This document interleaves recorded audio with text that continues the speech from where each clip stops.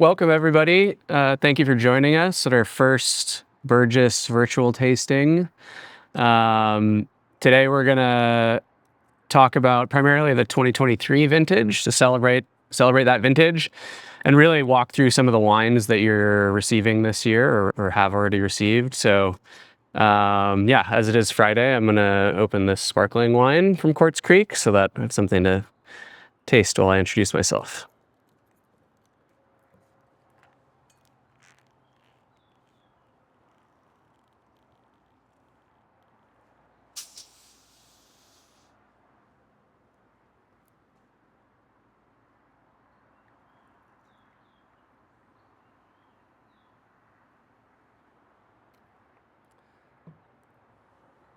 Cheers. My name is Reid Griggs. I'm the winemaker here at Burgess. I just took over about a year and a half ago, but I've been working with Lawrence Wine Estates since 2023 as the winemaker for Stony Hill. And, what really... Hey, Eric. How you doing? Good, how are you? Good. What really, got me excited when Carlton presented me the opportunity to join Burgess was really the history of Burgess and the Sorenson vineyard in particular, which is what the brand is centered around. There's a long wine growing history at Sorenson Vineyard. It's been in continuous production since the 1880s, which is, that's kind of the beginning of modern wine growing in Napa. There's a few vineyards before that, but, a very long time through generations, through brands, people have realized that this site makes distinctive wines. And, to bring it into geographic context, so Sorenson Vineyard is just north of St. Helena on the east side of Napa Valley, so it's southwest facing, and it looks directly across at Stony Hill. So one of the things that I am very interested in and that my training has been about is terroir-driven Cabernets, and so it's very exciting for me to be able to make wines from opposing sides of the valley. But the way I really think about Burgess is in the context of kind of the second stewards of the property, which was Lee Stewart, who purchased what is now the Sorenson Vineyard in 1943, the same year that the McRaes purchased Stony Hill, and set about making wine, learning how to make wine. And if anyone has a chance to taste those wines, they are still very much alive. I had the pleasure of tasting wine from the late 60s recently, and it was absolutely delicious. So yeah, really special. And to give some idea of, like how it was held, how it captured the imagination of people in that era. Some young winemakers who went on to really change the face of California wine did internships there just before, the Judgment of Paris. So that was Paul Draper, who was a part of Ridge Vineyards, Mike Gergich, and Warren Winiarski, both of whom made wines that are really brought esteem to California wine growing through the Judgment of Paris. So really, really special, and it lets you know what kind of a important figure Lee Stewart was. Now, in the just after that era, in the early 70s, Lee Stewart sold the brand Souverain to a corporation, and they moved wine growing to the Sonoma Coast, not understanding the inherent value that this property had in making the name of the brand. And just after, Tom Burgess came in and realized that this was a very special place and purchased the property. And so that's what the Burgess brand is based on, is the Sorenson Vineyard primarily. And he hired a young winemaker, Bill Sorenson, who was there for 40 years.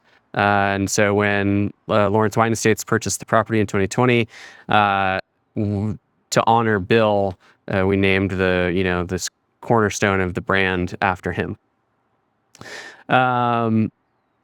So very exciting historic property to be a part of. It's an honor to get to steward it. Now to talk a little bit about the 2023 vintage. 2023 was a modern classic vintage for Napa Valley. Really, the last three vintages have been quite spectacular, 23, 24, and 25.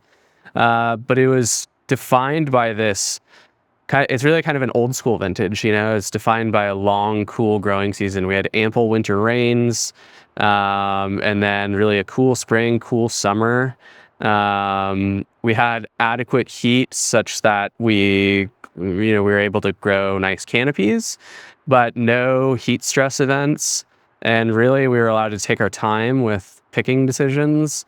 And we did get a little bit of Indian summer at the end, which warmed things up and really made these very age-worthy, beautiful, balanced wines that are very fresh but have sufficient concentration. Really spectacular to get to make and to get to taste. So I guess we'll dive into the wines here. So the wines that you've recently received come from Quartz Creek, which is a vineyard that is on an alluvial fan, just kind of at the south end of the Mayacamas, in the Oak Knoll district. So really the two kind of classic situations for Cabernet in Napa Valley are either mountain vineyards or alluvial fans. You think about all the old vineyards that made Napa what it is, created the legend of Napa. Those are Inglenook and what's now Napa Nook, the Dominus is planted on, and just south of that we have Quartz Creek Vineyard, which is also south of Sleeping Lady Vineyard, which is a common, they sell a fair bit of fruit and make beautiful wines from there. But what makes it so special is that alluvial fans are so this is all really gravelly soil that's deposited over millennia from rainfall that comes down from the Mayacamas in the situation, and it washes rocks and other material out towards the river. So it's when we call it alluvial fan, that refers to actually like the particle size. So based on weight, larger stones are deposited closer to the hillsides. They just don't travel as far in the water. And as you go along, you get smaller and smaller particles. So in the middle reaches, alluvium refers to small kind of pebble-like gravels. And then as you get closer to the river, you get more silt. And the reason that this is important is because drainage is really important for wine grapes, for growing wine grapes.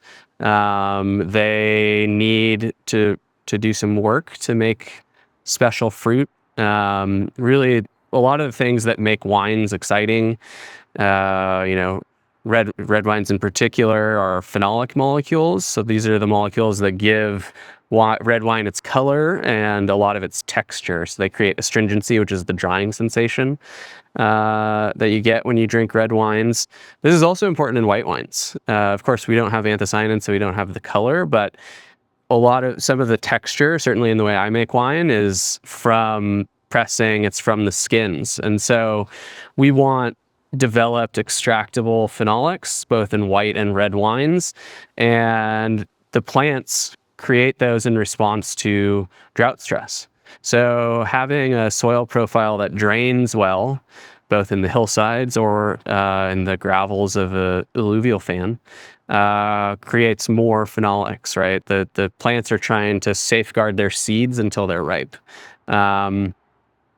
And so when, early on in the Lawrence Wine Estates iteration of Burgess, we had a young geologist out to what we call Quartz Creek.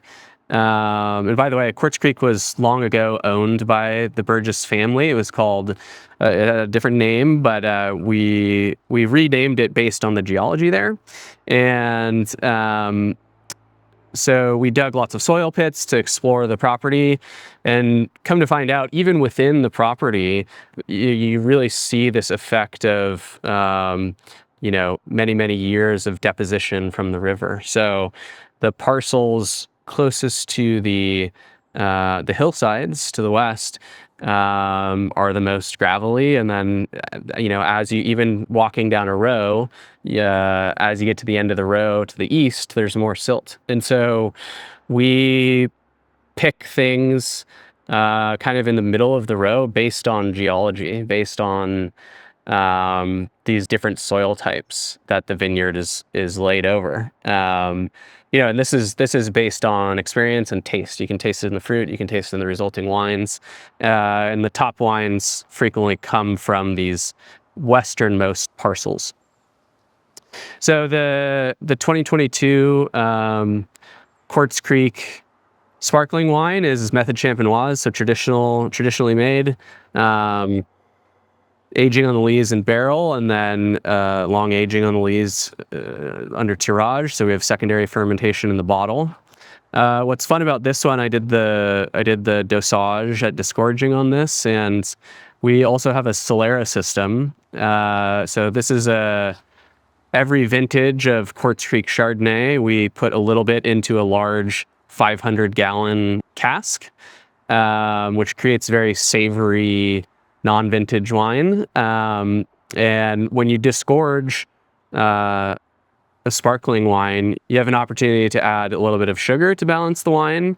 And you can also add either base wine back, or in this case you can add some Solera. And so in this vintage, I believe I used 2.5% Solera edition, which really just creates a more savory wine, adds some depth to it, because it has, it's been undergoing oxidative aging, controlled oxidative aging. And this one also has 2 grams per liter.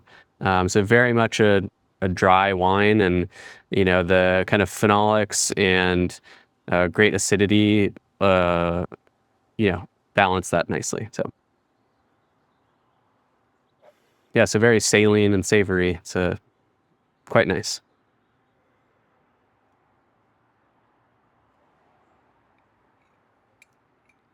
Yeah, and just great breadth and length on these wines. I'm very much like a textural winemaker. So for me, like, aromatics add the intrigue and make you want to take a sip, but it has to be delicious. So you has to be refreshing. You want good acidity, you want good phenolics. So I guess I didn't say this, but if anyone has any questions, please chime into the chat, and we'll do our best to answer them here. Any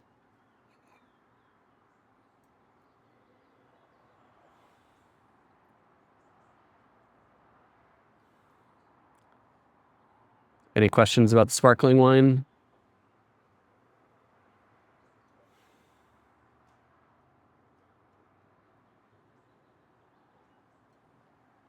I guess it's worth noting too that these sparkling wines are made in a Venice style, so more akin to what you'd find from a grower champagne house.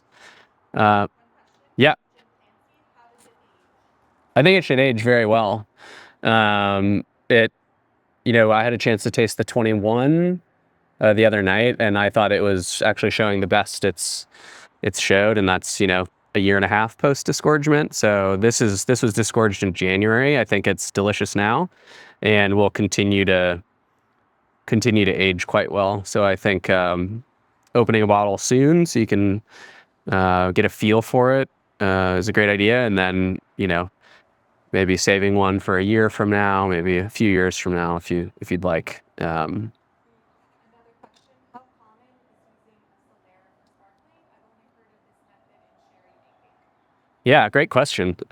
So it's reasonably common in champagne, but of course it takes a lot of work to build a Solera and then to maintain it. So not everybody does it. It certainly tips the scales in a more savory style. So if someone is aiming for like a fruitier, fresher wine, they probably won't use any Solera. But yeah, definitely, largely used in sherry production for sure.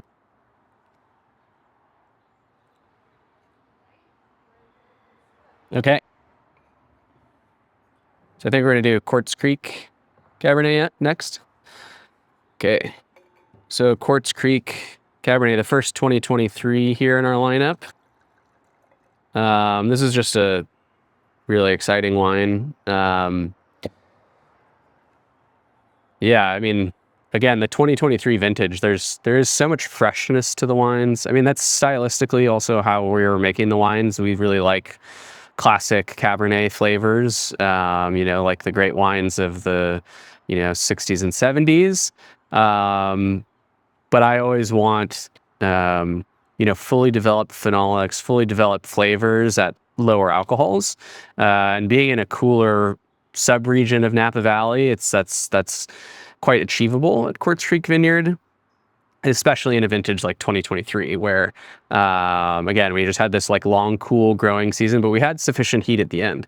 Sometimes in long, really cool seasons, you can lose some acidity.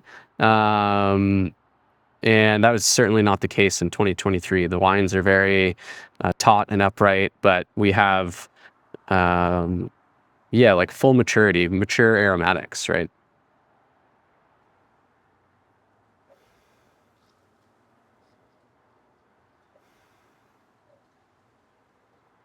Yeah, so really, again, this is coming from the westernmost parcels. So we pick things according to soil type, even though that's not the way the vineyard is laid out. So we have to go through, and I go through and taste, vine by vine to decide where the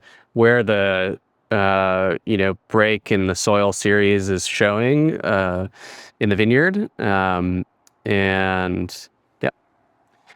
So this is 100% Cabernet Sauvignon. It was in New French Oak for 30% New French Oak for about 24 months. And yeah, I just like, there's, to me, part of the magic of Cabernet Sauvignon is when you balance the fruitiness and the herbaceous qualities, which are singular to the variety, in such a way that you get this emergent property that, you talk about these things together in some other food context, and it would be really odd, like wild blackberry or dark cherry and tobacco. But in wine, it's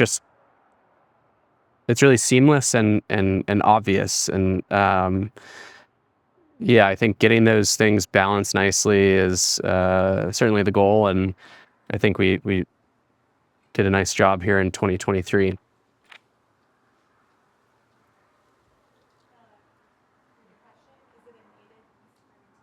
It is a native yeast fermentation. Yeah.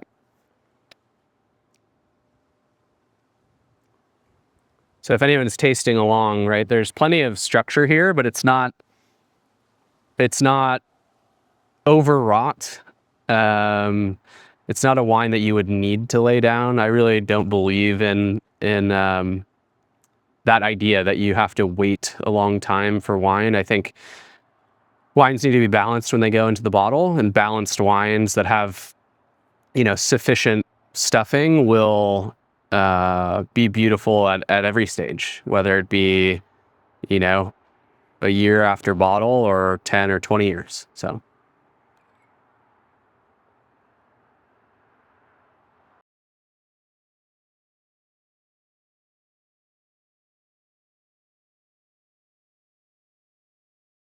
All right.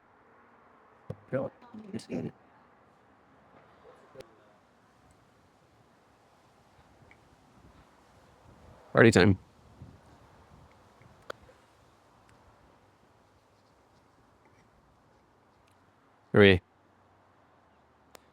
Okay, so moving on to a wine that'll be coming in the fall shipment. This is the Sorenson Vineyard, 2023. So again, this vineyard has been in production for, since the 1880s, which is really special. Multiple generations, multiple brands, multiple owners have realized that this is a really special place. This is at 1,000 feet elevation, southwest facing. Really, to me, it's not in the Howell Mountain AVA, but it really tastes like a Howell Mountain wine. It really embodies that kind of rustic character. And yeah, it's quite delicious.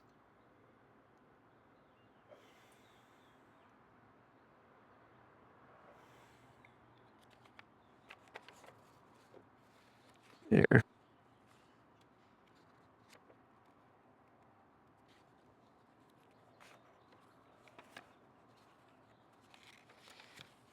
Yeah, so similarly, this wine spent 24 months in 30% New French oak, and wild yeast fermentations. Part of the way we achieve some of the herbaceous character there that is, again, I think central to Cabernet Sauvignons that I love is really by keeping really great leaf cover. So we have some older, about 40-year-old vines up there that are head trained.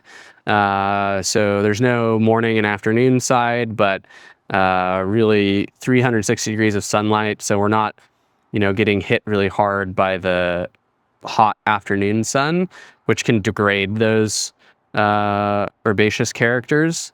And when I say herbaceous, really like that's a spectrum in Cabernet Sauvignon. I really don't care for the kind of the bell pepper or mint flavors, or aromas. But when you get a little bit more maturity in the fruit, you can get to, maybe tomato leaf and then like tobacco leaf and then olive. And I would say in this wine, we see more tobacco leaf and olive than anything else, which is fantastic.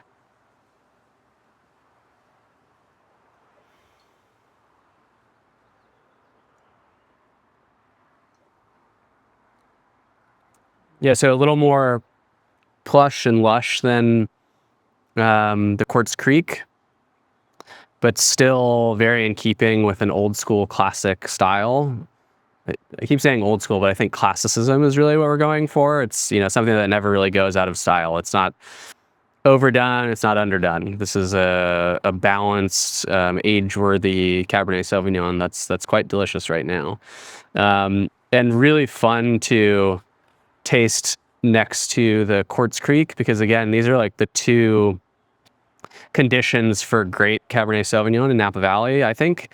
Alluvial fans and hillside vineyards. And hillside Cabernet Sauvignon is also distinctly a California category, right?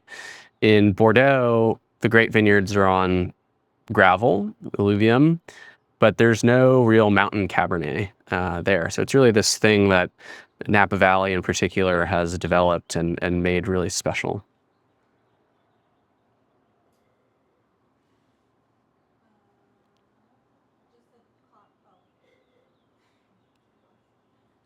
No questions? Do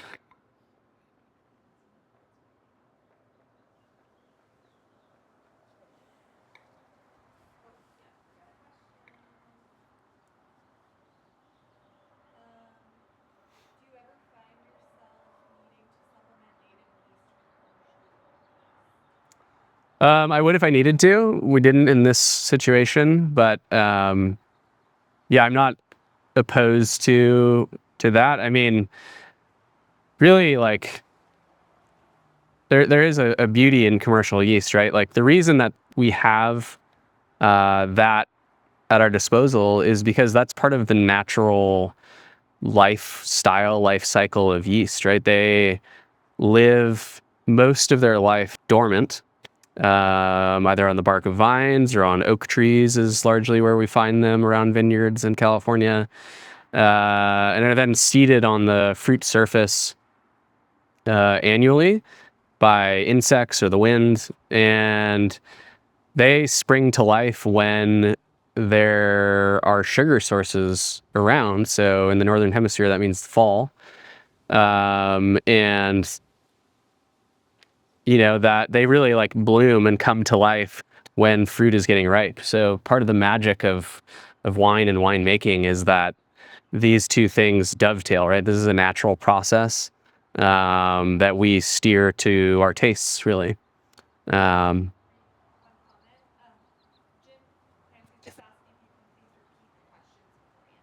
Oh, great comment. So that question was, do we ever use supplement with commercial yeast?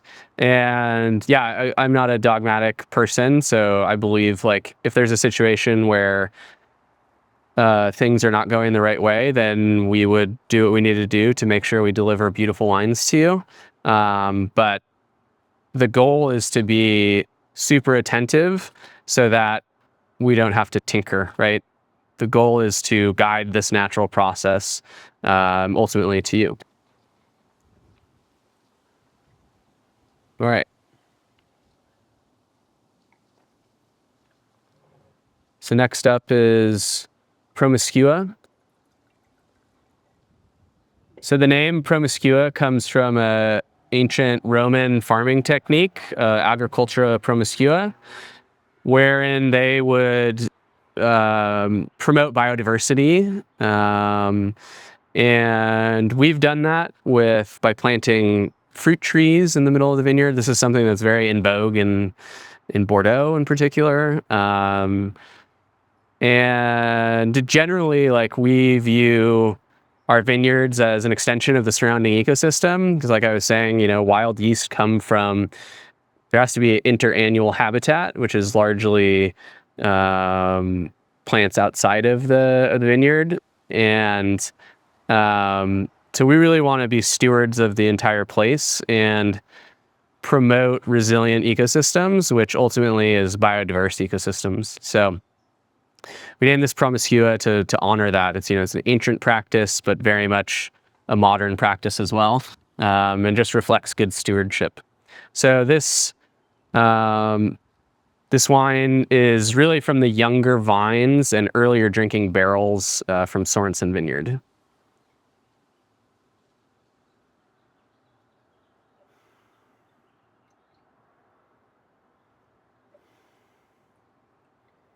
would you say is ageability for Promiscua?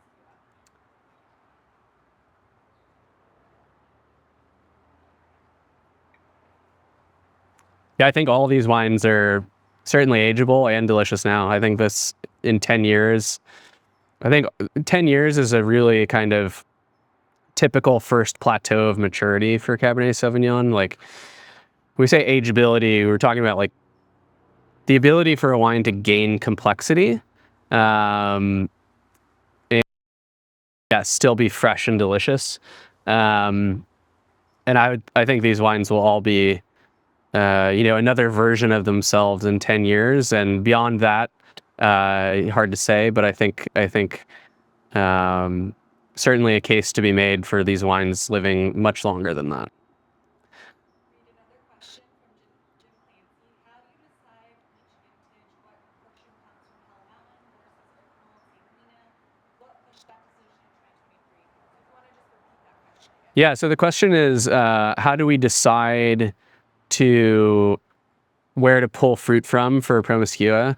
And really, this is something that's changing. We're moving it to be completely Sorenson Vineyard,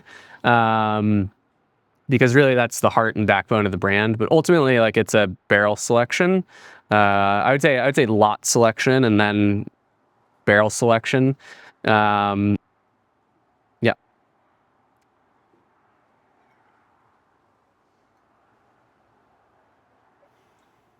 So we treat everything with the same care, but you know, there's no deciding a wine's fate before blending. Everything is treated with the same care, and I really think about lots. So these are, again, like either vineyard blocks or sub blocks based on soil that I pick and ferment separately. I again am not dogmatic, so I kind of tailor the barrel program to what I think, to highlight what I think are the natural characteristics of the block. Um, and then we care for them. Excuse me, care for them over about 2 years and decide what goes together the best. Another question from Jim Clancy. Is it becoming a single vineyard wine? It is, yeah. The goal is for it to be 100% Sorenson. That is the goal. Sorry, I didn't repeat the question. The question was, is it becoming a single vineyard wine? And yes, that is the aim. Because it's ultimately like the backbone of the brand, the heart of the brand, and just makes tremendous wines. And another question from Leanne, is the Promiscua 100% cab as well? It is, I think, but you know what? I don't want to misspeak here. I think I might have. No, this one is 100% Cabernet Sauvignon.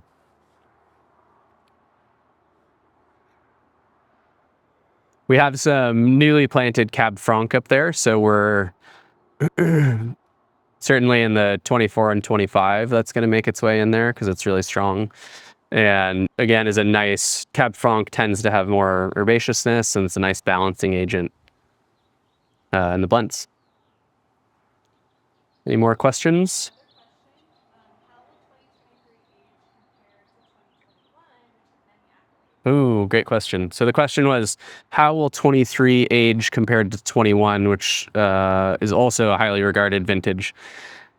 I think they will age similarly. I think they're both great vintages that, careful winemakers made wines that will live a very long time.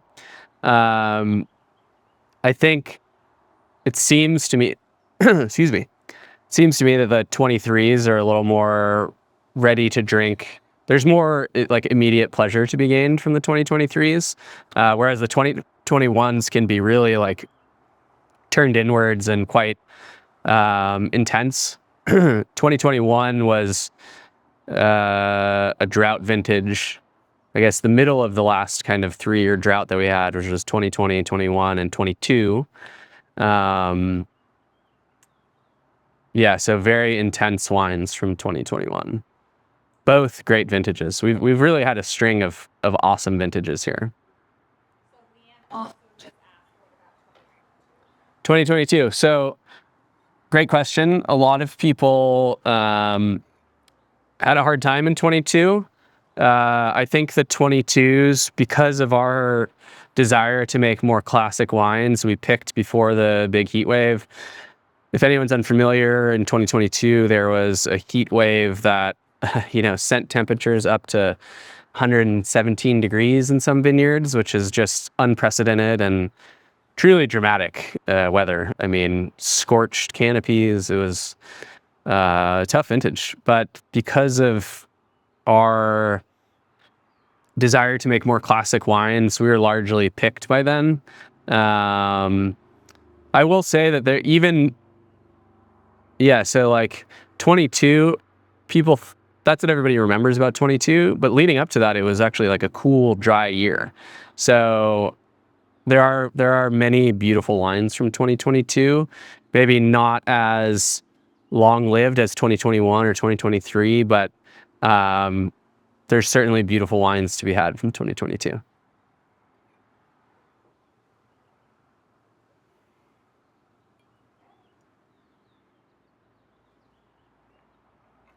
The sparkling wine is quite delicious.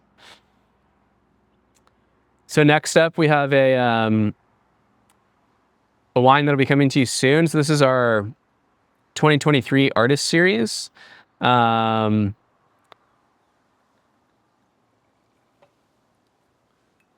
every year we partner with an artist. Since, let's see, the first vintage was 21. We had a painter and then a musician. And this 2023, we worked with a local ceramicist, Nikki Bleary, who was kind enough to make some wines make some pottery from our vineyards. So took some clay from our vineyards and made this piece that is on the label, which, I think you can see.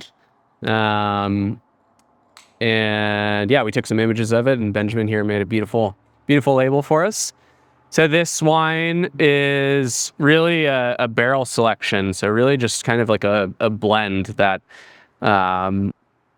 based on pure inspiration. And this wine is all from Quartz Creek Vineyard. So nice to talk about in the context of these other wines. What's really fun about this wine is in this vintage, we used a fair bit of Syrah with the Cabernet Sauvignon, which is not a typical blending variety, but there's really great precedent for it. If anyone's familiar with Domaine Trevion in the Southern Rhone, those are 50-50 Cabernet and Syrah wines, which are just absolutely beautiful. I find that like the Rotundone and the Pyrazines can really balance each other, kind of have this synergy. And so Rotundone, if anyone's not familiar, is the molecule in Syrah that makes it smell peppery. And pyrazines are the molecules that make, that I was talking about, that I've been talking about for this whole tasting, that can lend, some green or herbaceous elements to Cabernet Sauvignon. What's really fun is that both of those molecules are degraded by light and heat. So really they tell the story of the vineyard, the context of the year and how we opened the canopies or didn't open the canopies. They really are this aromatic signature of a vineyard and a vintage. And so together, really, they are quite interesting and special. And I should say there is also like a precedent for long ago in Bordeaux, in weak vintages, they would buy wine from the Rhone and add, there's famous examples of buying Hermitage. So not totally uncommon. Question? Where have you worked with Syrah in the past? Oh, great question. Yeah, so I was lucky enough to do an internship in the Northern Rhone at Domaine Pierre Gonon. I worked only in the vineyards there. So Syrah has a special place in my heart. And yeah, very fun to make this wine that's 25% Syrah and 75% Cabernet Sauvignon. Excellent.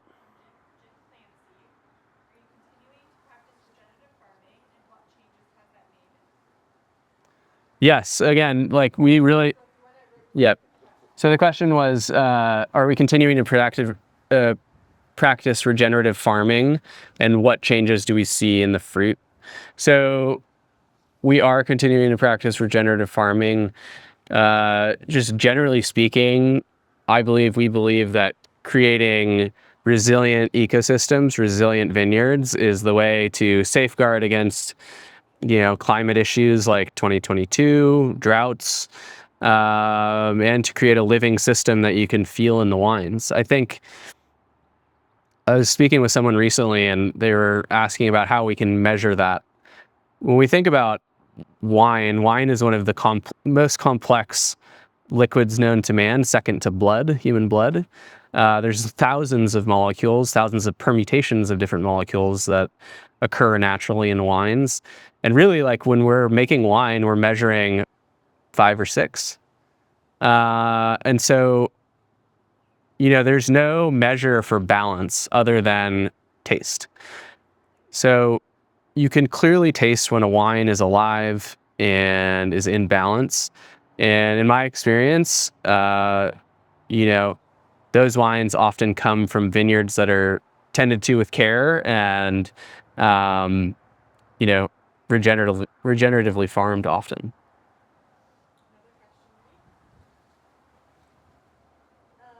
the baseline in the Quartz Creek sparkling similar to the Quartz Creek Chard from Heights, and how does it differ from the Stony Hill Chard?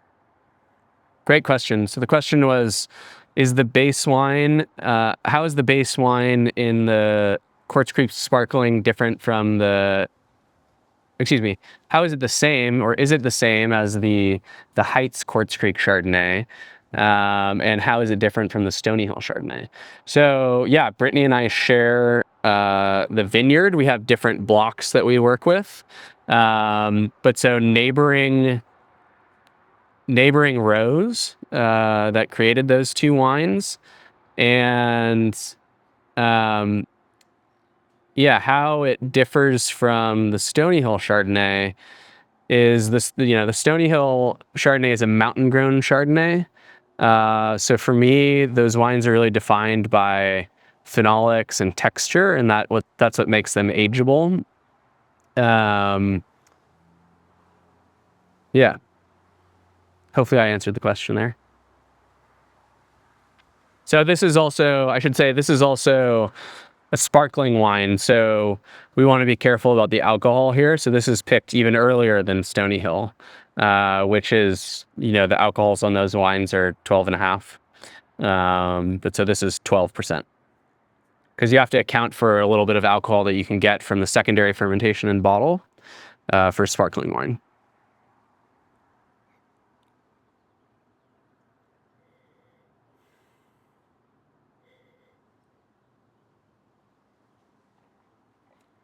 Any more questions?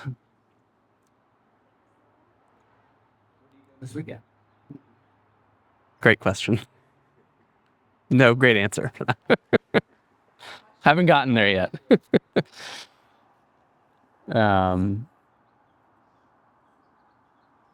Yeah.